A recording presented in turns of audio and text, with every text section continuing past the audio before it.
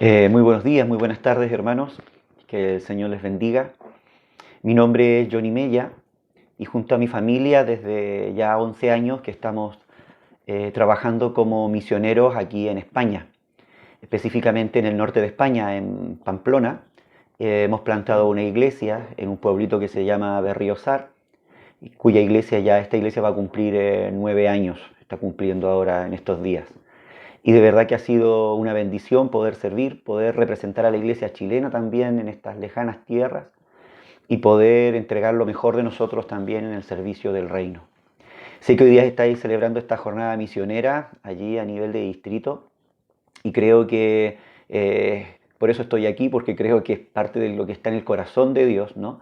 El que podamos servir y honrarle también a través de lo que es las misiones, que es parte de su llamado, de su propósito para con nosotros como obreros y también como iglesia de Cristo, ¿no? Que llevemos el Evangelio hasta lo último de la tierra. Así es que reciban un cordial saludo y mi enhorabuena, como decimos por aquí también, por esta iniciativa de poder conectaros, aunque sea por las plataformas digitales, para acordaros de los misioneros, para orar por ellos, para involucraros mucho más y poder de esa manera ser partícipe, ¿no? De esta hermosa labor que es llevar el Evangelio hasta lo último de la tierra. Me han pedido que comparta la palabra del Señor y un poco también de nuestra experiencia por algunos minutos con vosotros y quiero que podamos reflexionar en un pasaje de las Escrituras que es bastante conocido, una historia muy conocida, que está allí en Segunda de Reyes capítulo 7, del versículo 3 al 9. No voy a leer todos los versículos porque es una historia bastante conocida, pero sí algunos versículos que nos van a servir de guía, ¿no? De hoja de ruta para lo que os quiero compartir en esta tarde, ¿no? O en esta mañana allí, ¿no? Segunda de Reyes, capítulo 7, versículo 3 en adelante. Dice, había a la entrada de la puerta 4 hombres leprosos, los cuales dijeron el uno al otro, ¿para qué nos estamos aquí hasta que muramos? ¿Para qué estamos aquí hasta que muramos? Si tratáramos de entrar en la ciudad, por el hambre que hay en la ciudad, moriremos en ella. Y si nos quedamos aquí, también moriremos. Vamos pues ahora y pasemos al campamento de los asirios. Si ellos nos dieren la vida, dice, ¿no? Viviremos, y si nos dieren la muerte, moriremos.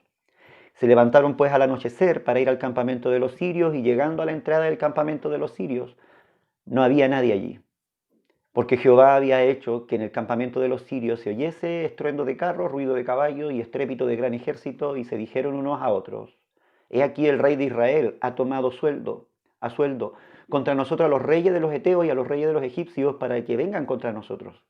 Y así se levantaron y huyeron al anochecer, y abandonando sus tiendas, sus caballos, sus asnos y el campamento como estaba, y habían huido para salvar sus vidas. Cuando los leprosos llegaron a la entrada del campamento, entraron en una tienda y comieron y bebieron y tomaron de allí plata y oro y vestidos. Y fueron y lo escondieron, y vueltos entraron en otra tienda y de allí también tomaron y fueron y lo escondieron. Luego dijeron el uno al otro, no estamos haciendo bien. Hoy es día de buena nueva y nosotros callamos. Si esperamos hasta el amanecer, nos alcanzará nuestra maldad.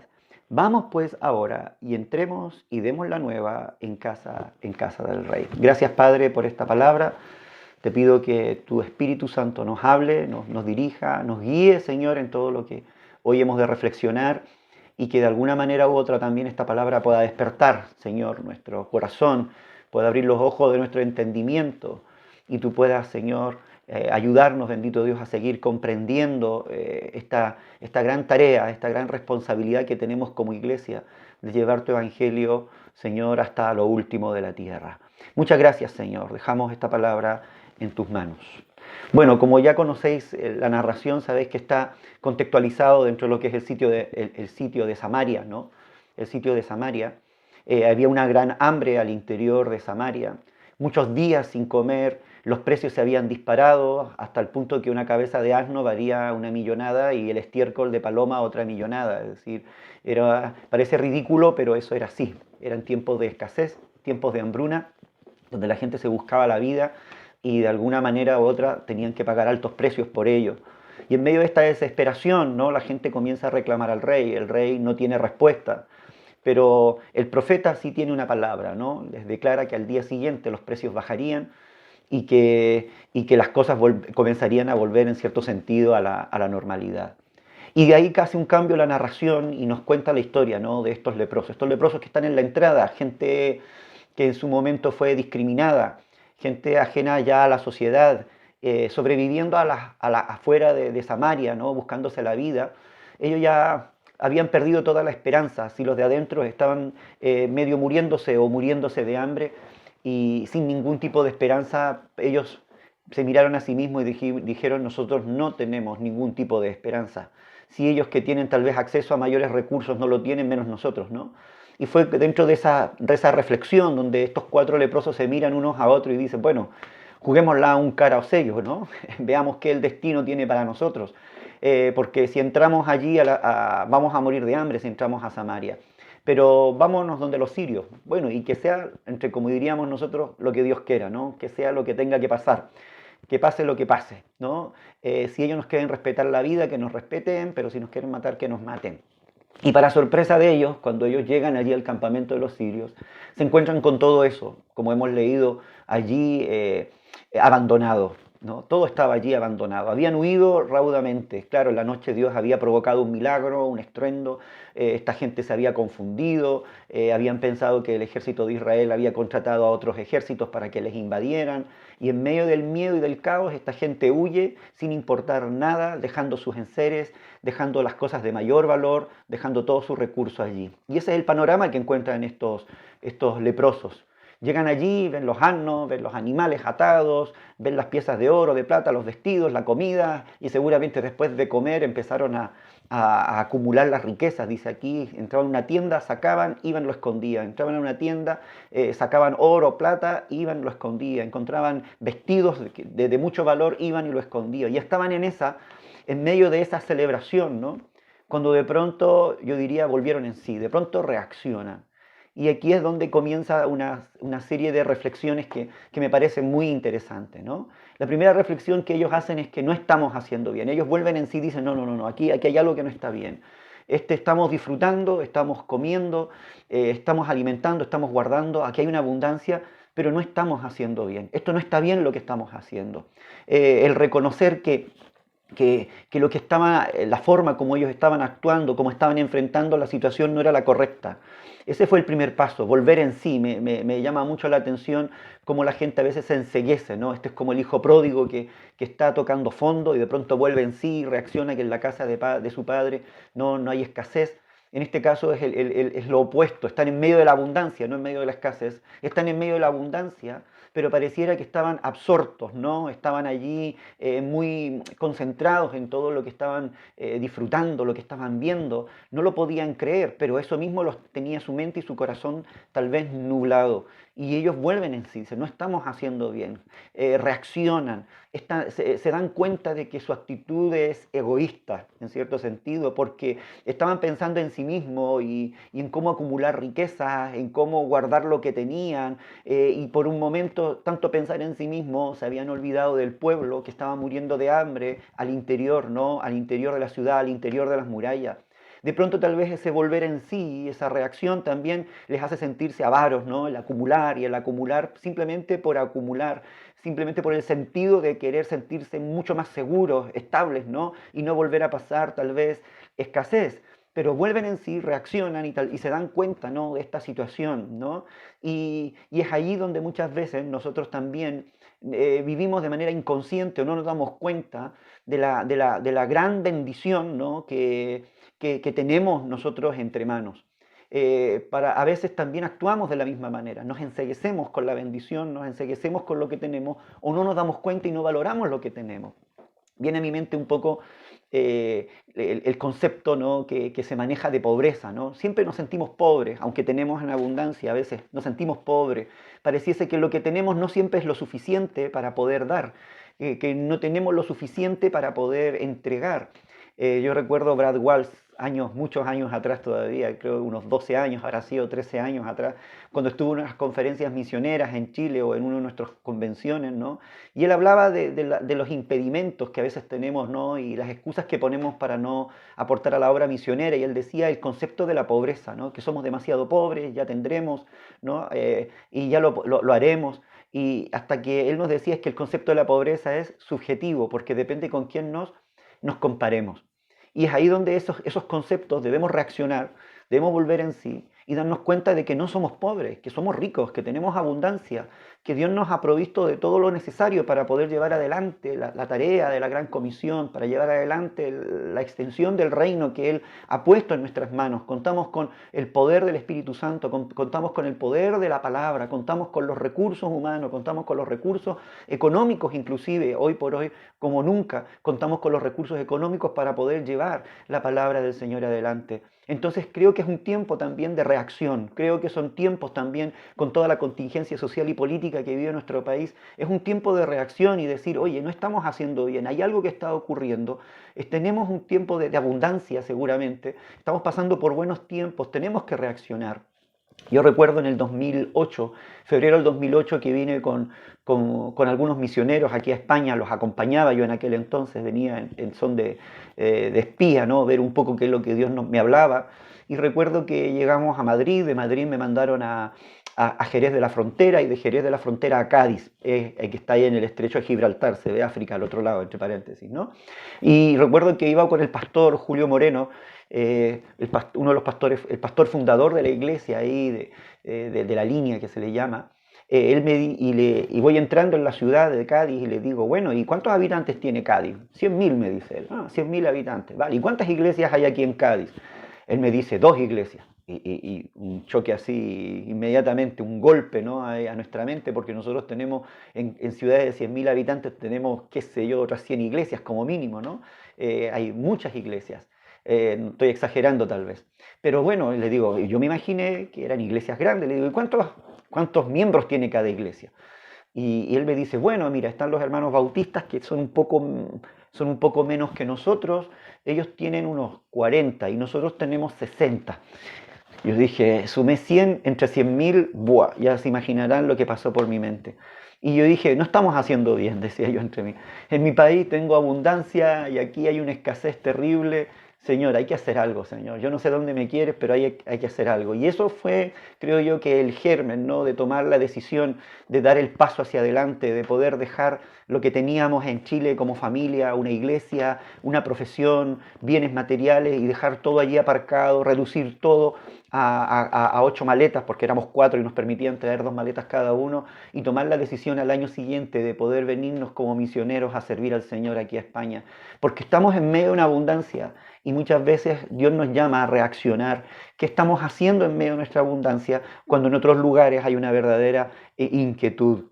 Hoy es día de buena nueva, decían los 4 leprosos. Cuando se dieron cuenta que estaban actuando mal, dijeron, hoy es día de buena nueva. Y nosotros callamos en medio de la abundancia, en medio de la bendición. Ellos estaban guardando silencio. Ellos estaban siendo egoístas por no dar la buena nueva y contarla, ¿no? Y gritarla a los 4 vientos. Hoy es día de buena nueva, no mañana, no pasado. Ellos entendían que ahora, hoy era el momento, no mañana. El presente nuestro, claro, es bendecido, pero era un presente bendecido, pero ellos estaban callados en medio de la bendición. Ellos estaban absortos, ¿no? Disfrutando del botín, contemplando la bendición. Ellos estaban absortos esperando eso cuando era un día de buena nueva, era un día de dar las buenas noticias, de compartirlas. Y me encanta porque aquí aparece la buena nueva, ¿no? Que fácilmente podríamos traducir por buenas noticias o evangelio en el Nuevo Testamento. Era un día de hablarlo, de gritarlo, de compartirlo, pero ellos reconocen que no estaban haciendo bien, porque cuando la bendición llega, cuando son tiempos de buenas nuevas, cuando es tiempo de buenas noticias y de bendición, no es para callarlo, es para compartirlo. Y aquí viene una reflexión que me parece bastante interesante, ¿no? Si esperamos, dice, si esperamos hasta el amanecer, nos alcanzará nuestra maldad. Por un lado, ellos reconocían que estaban siendo egoístas, tal vez, estaban siendo avaros, estaban actuando mal. Ellos entendían que esta bendición se podía transformar en maldición. Que esto bueno, aparentemente bueno, todo lo que les rodeaba y lo que estaban viendo era tan bueno, que eso se podía torcer y transformarse en algo en contra, ¿no? Entendieron que corrían el riesgo de que la bendición se transformara en maldición. La bendición de los buenos tiempos muchas veces nos hace bajar la guardia. Los buenos tiempos nos hacen bajar la guardia y eso lo digo porque creo que hemos tenido buenos tiempos en Chile, muy buenos tiempos de libertad de culto, buenos tiempos de abundancia, el nivel socioeconómico de nuestras congregaciones ha crecido, el nivel cultural también ha crecido, la iglesia ha podido llegar a otros estratos de la sociedad que antes no llegaban. Creo que hemos tenido muy buenos tiempos y seguimos teniendo buenos tiempos, ¿no? Tiempos de bendición. Pero la pregunta es, ¿qué hemos hecho con esa bendición? ¿Qué hemos hecho con esa bendición? La bendición de los buenos tiempos nos hace bajar la guardia, nos hace confiarnos, provoca en nosotros una falsa seguridad. Y ese es un concepto que he estado como reflexionando mucho estos últimos tiempos con los jóvenes, con la congregación, muchas veces en las diferentes plataformas donde me toca exponer. Y le digo, la falsa seguridad que a veces nos provocamos, ¿no? Nos sentimos seguros porque tenemos una iglesia grande hasta que se nos divide, ¿no? Nos sentimos seguros porque gozamos de buena economía hasta que algo ocurre y empieza a escasear. Nos sentimos seguros porque vamos logrando ir a ciertos estratos económicos mayores y nos sentimos poderosos, ¿no? Y esas son falsas seguridades, porque lo que hoy es una bendición, hoy es algo que hoy tenemos, mañana no tenemos la seguridad de contar con ello, porque nada es permanente, todo es cíclico, todo es pasajero. Y ellos entendían que esto era una situación seguramente temporal, era pasajera. Y lo importante no era la bendición en sí misma, sino qué es lo que íbamos a hacer en medio de esa bendición.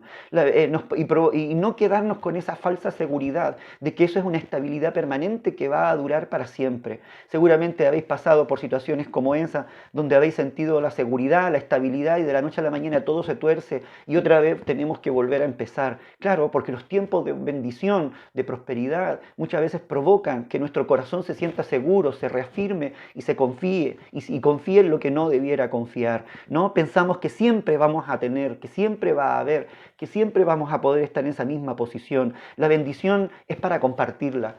Eso es lo que a mí me queda muy claro aquí. La bendición no es para crear seguridad, estabilidad en nosotros y montar castillos en el aire muchas veces, sino que la bendición viene con un propósito, viene como una provisión, que es una palabrita que se ha acuñado este último tiempo. La bendición es una provisión, ¿para qué? Para compartirla, ¿no? Y una de las cosas hermosas aquí es compartir. Ellos entendían que la bendición era para compartir. La obra misionera y las misiones nos obligan a compartir y trabajar en equipo.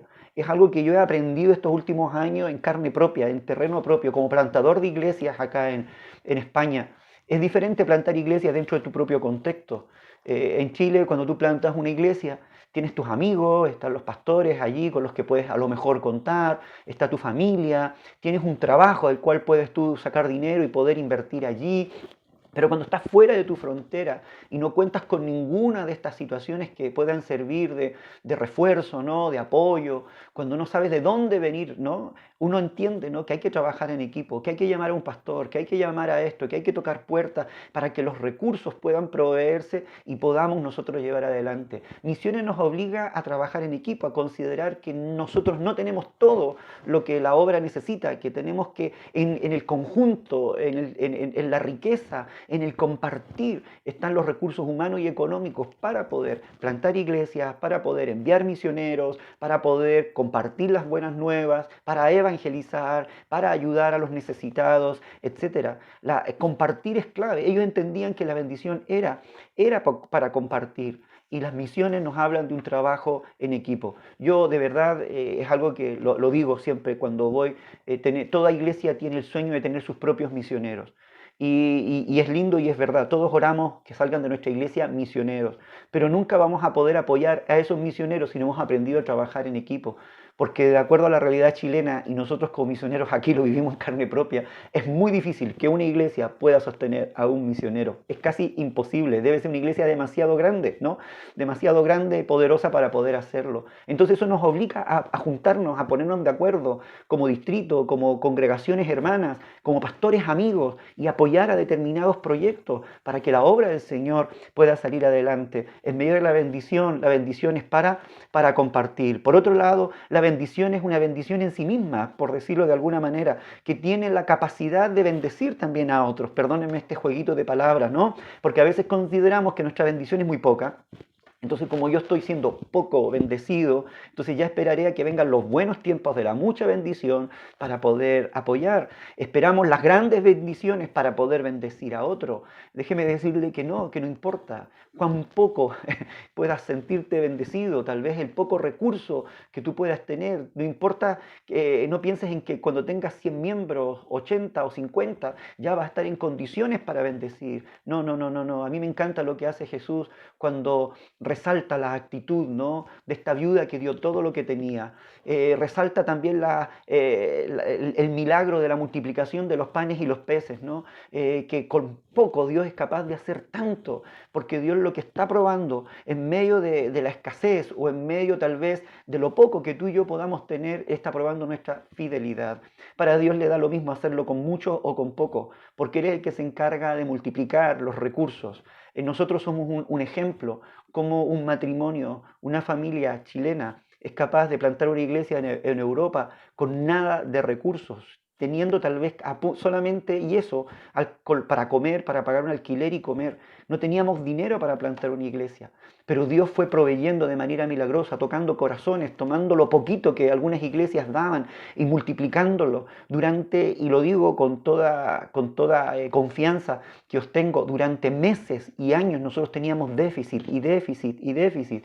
Echábamos cuenta y decíamos, ¿cómo nos pueden faltar? Siempre nos faltan 200, 300 euros, que eso es mucho dinero, y todos los meses un déficit. Y decíamos, pero esto nos va a llevar a la quiebra. Y fue bonito ver que después de tal vez 8 años, 7 años, echábamos cuenta y nuestros números no estaban en rojo, sino que estaban allí en equilibrio y no nos entraba en la cabeza cómo, si todos los meses teníamos déficit, el final de año no habían cosas pendientes. Y ahí veíamos cómo Dios los pocos recursos los multiplicaba de manera sobrenatural, y lo que parecía humanamente imposible, que un misionero chileno pudiese plantar una iglesia tal vez en Europa, ha sido posible. Hemos plantado una y estamos plantando otra, y posiblemente, si Dios nos permite, en los próximos años iremos con otra. Y no solamente en esa área, el poder servir en los jóvenes, servir en la enseñanza, en la educación, movernos de un lugar para otro, que todo eso genera gasto. Dios siempre estuvo proveyendo para poder llevar adelante su obra. Así que no mires en poco lo que tú tienes, ponlo en la mano de Dios, que Él se encarga de multiplicar la semilla. Tal vez esto es una frase hecha, ya conocida, y la repetimos tanto, pero nos olvidamos del poder que tiene esto, porque Dios le da lo mismo hacerlo con muchos como hacerlo con pocos. Y me doy cuenta que generalmente Dios lo hace con pocos. ¿Qué busca Dios en esto? Porque Dios busca nuestra fidelidad. Jesús dijo que si hemos sido fieles en lo poco, Dios nos pondrá sobre mucho. ¿Por qué? Porque es un acto de fe. En lo poco es donde Dios puede mostrar, en lo poco es donde mostramos a Dios y lo que hay en nuestro corazón. En lo poco Dios está probando nuestro ministerio, está probando nuestra fe, está probando la proyección, el hambre, el deseo que tú y yo tenemos de hacer las cosas, no en medio de la abundancia. Así que valora tal vez la poca bendición que tú consideras tener, y si consideras tener mucho, con mucho más todavía, que el nivel de responsabilidad es mayor para llevar adelante. Por último, ellos dicen, vamos, toman una decisión, se determinan, vamos, entremos, ¿no? Y demos la buena nueva en la casa del rey. Es tiempo de entrar. Ellos no iban a esperar hasta la mañana, no iban a dejar para mañana, ¿no?, lo que podían y lo que tenían que hacer. No podían, sino lo que debían hacer ahora. Ellos entendían que era su deber entrar hoy, ya, en la casa del rey, y poder dar la buena nueva, que en medio de esta situación de abundancia era necesario que ellos estuviesen dando testimonio. Ahora es el tiempo de ir a la casa del rey, a ir a la casa del rey, ir a los pueblos. Es ahora el tiempo donde tu iglesia debe sembrar en los pueblos, plantar iglesias, es donde tenemos que ir a las naciones también, ¿no? Donde tenemos que ir a los continentes, donde tenemos que cruzar las culturas, irnos a otras culturas. Ahora es el tiempo donde tu iglesia debe hacerlo. Hoy es el tiempo para apoyar a quienes van también a la obra misionera. Hoy es el tiempo, ¿no?, de entrar a la casa del rey, y el rey de los cielos en este caso, e interceder, clamar, llorar también, para que el Señor siga enviando obreros a su mies. Y termino con un último testimonio. Hace 9 años atrás, antes de venirnos aquí a Pamplona y plantar la iglesia, nosotros vivimos una experiencia donde teníamos que tomar la decisión si volvíamos a Chile o nos quedábamos. Y en medio de esa situación, recuerdo hablar con los pastores del distrito, con los pastores que teníamos mucha cercanía, con los que estábamos ya trabajando en lo que es plantación de iglesia. Y yo les contaba y me decían, Johnny, me decían ellos, ¿vas a volverte a Chile o te vas a quedar? ¿Qué estás pensando? Y en ese intertanto, mientras ellos me preguntan, yo quedo pensativo y le digo, bueno, le digo, tengo que hablarlo con los jefes, tengo que hablarlo con el presidente de Misiones, tengo que evaluar también, sacar cuentas, a ver si podemos quedarnos o no, porque la economía, y recuerdo que uno golpea la mesa y me dice, pero Johnny, no se te ocurra volverte a España, porque aquí te necesitamos a ti y a tu familia, queremos que estés aquí. Salta otro pastor y dice, te necesitamos aquí. Pero ajeno simplemente a lo que ellos puedan decir, ¿no? Tal vez por cariño, por valoración, ¿no? Por motivos humanos que puedan haber.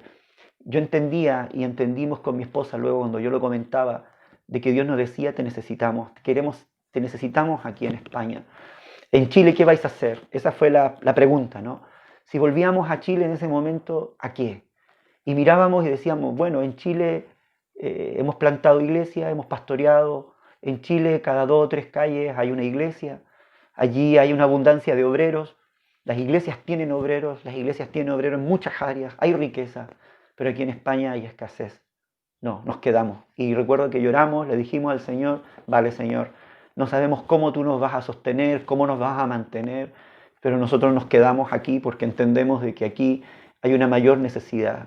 El lema vuestro es soy deudor. Y creo que mientras nosotros no nos sintamos deudores, porque el sentirse deudor lleva consigo, ¿no?, un grado de responsabilidad por lo que Dios ha puesto en nuestra vida.